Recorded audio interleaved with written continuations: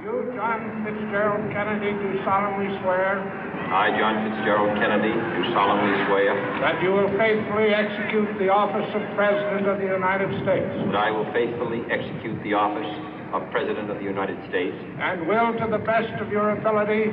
And will, to the best of my ability. Preserve, protect, and defend the Constitution of the United States. Preserve, protect, and defend the Constitution of the United States. So help you God. So help me God.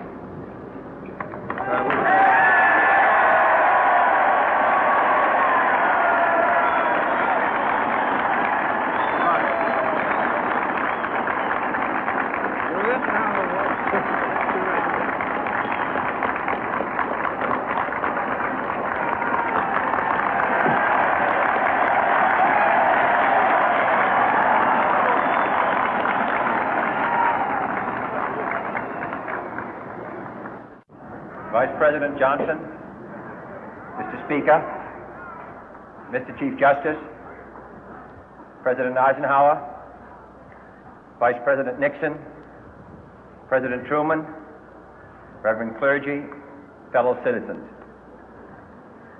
We observe today not a victory of party, but a celebration of freedom, symbolizing an end as well as a beginning, signifying renewal as well as change. For I have sworn before you and Almighty God the same solemn oath our forebears prescribed nearly a century and 3/4 ago. The world is very different now, for man holds in his mortal hands the power to abolish all forms of human poverty and all forms of human life. And yet the same revolutionary beliefs for which our forebears fought are still at issue around the globe. The belief that the rights of man come not from the generosity of the state, but from the hand of God. We dare not forget today that we are the heirs of that first revolution. Let the word go forth from this time and place to friend and foe alike that the torch has been passed to a new generation of Americans born in this century, tempered by war, disciplined by a hard and bitter peace, proud of our ancient heritage, and unwilling to witness or permit the slow undoing of those human rights to which this nation has always been committed and to which we are committed today at home and around the world.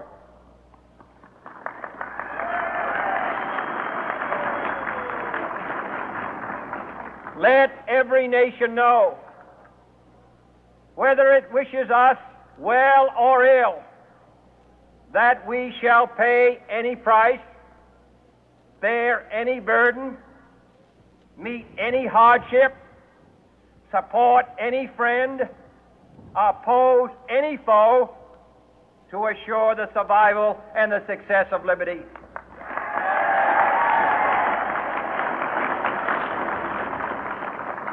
This much we pledge and more. To those old allies whose cultural and spiritual origins we share, we pledge the loyalty of faithful friends. United, there is little we cannot do in a host of cooperative ventures. Divided, there is little we can do, for we dare not meet a powerful challenge at odds and split asunder.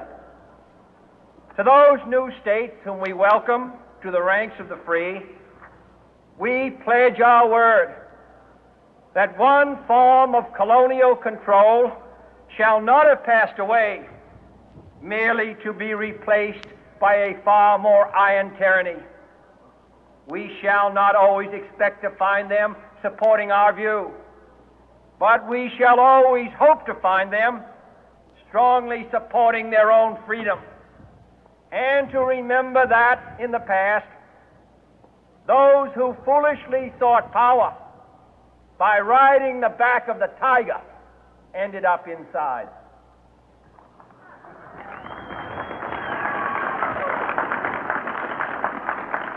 To those people in the huts and villages of half the globe struggling to break the bonds of mass misery, we pledge our best efforts to help them help themselves for whatever period is required, not because the communists may be doing it, not because we seek their votes, but because it is right. If a free society cannot help the many who are poor, it cannot save the few who are rich.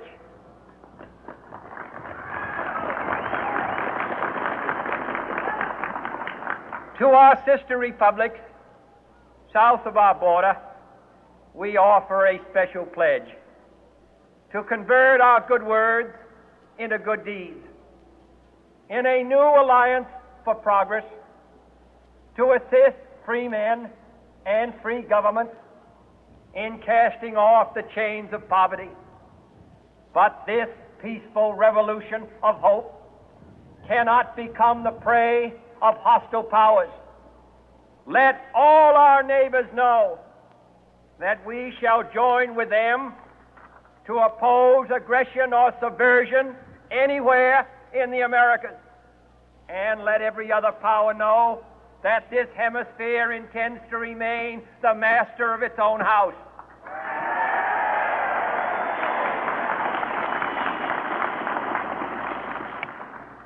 To that World Assembly of Sovereign States, the United Nations, our last best hope, in an age where the instruments of war have far outpaced the instruments of peace, we renew our pledge of support to prevent it from becoming merely a forum for invective, to strengthen its shield of the new and the weak, and to enlarge the area in which its writ may run.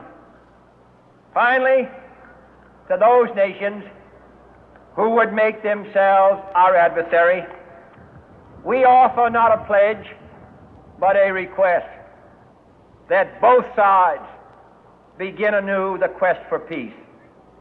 Before the dark powers of destruction, unleashed by science, engulf all humanity in planned or accidental self-destruction, we dare not tempt them with weakness, for only when our arms are sufficient beyond doubt can we be certain beyond doubt that they will never be employed. But neither can two great and powerful groups of nations take comfort from our present course, both sides overburdened by the cost of modern weapons, both rightly alarmed by the steady spread of the deadly atom, yet both racing to alter that uncertain balance of terror that stays the hand of mankind's final war. So let us begin anew, remembering on both sides that civility is not a sign of weakness, and sincerity is always subject to proof. Let us never negotiate out of fear, but let us never fear to negotiate.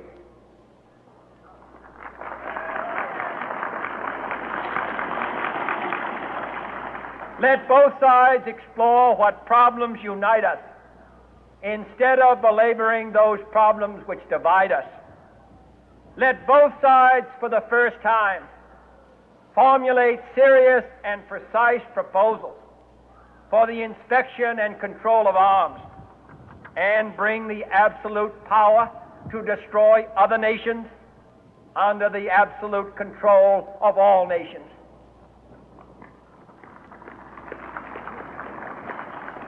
Let both sides seek to invoke the wonders of science instead of its terrors. Together, let us explore the stars, conquer the deserts, eradicate disease, tap the ocean depth, and encourage the arts and commerce.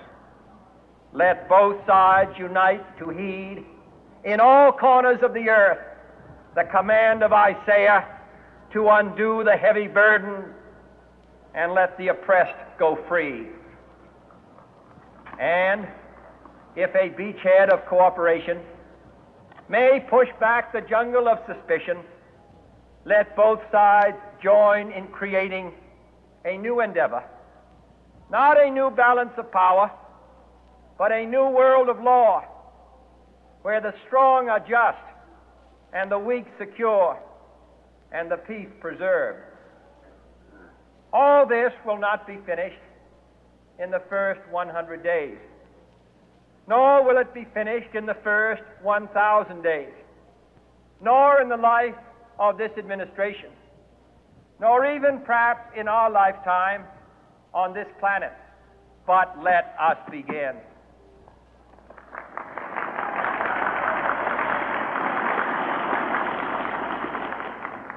In your hands, my fellow citizens, more than mine, will rest the final success or failure of our course. Since this country was founded, each generation of Americans has been summoned to give testimony to its national loyalty. The graves of young Americans who answered the call to service surround the globe.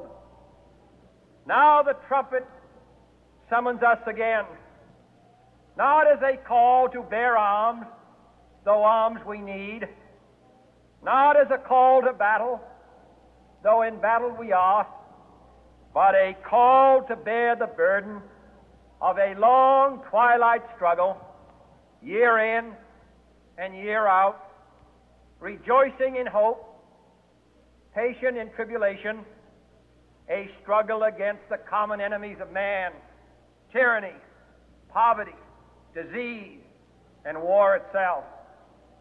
Can we forge against these enemies a grand and global alliance, north and south, east and west, that can assure a more fruitful life for all mankind? Will you join in that historic effort?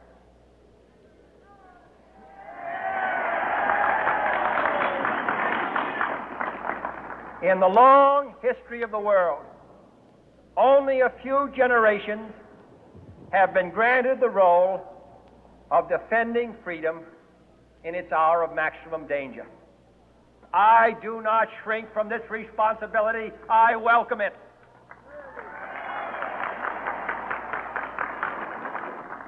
I do not believe that any of us would exchange places with any other people or any other generation.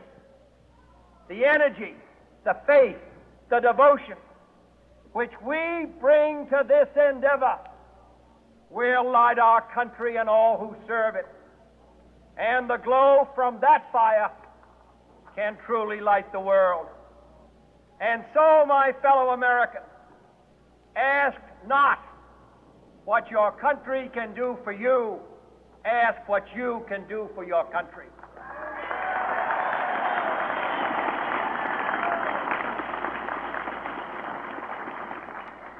My fellow citizens of the world, ask not what America will do for you, but what together we can do for the freedom of man.